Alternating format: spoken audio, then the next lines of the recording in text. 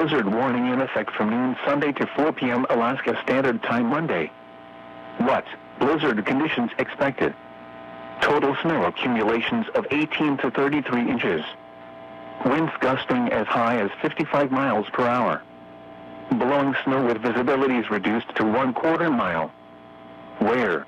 Skagway, Dyea, Haines, Klondike Highway, and Haines Highway. When? From noon Sunday to 4 p.m. Alaska Standard Time Monday.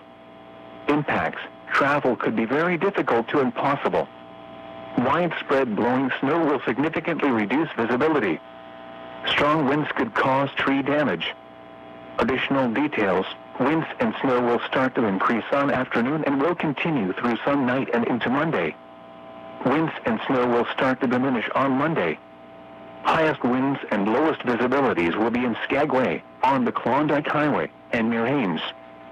Travel should be restricted to emergencies only. If you must travel, have a winter survival kit with you. If you get stranded, stay with your vehicle.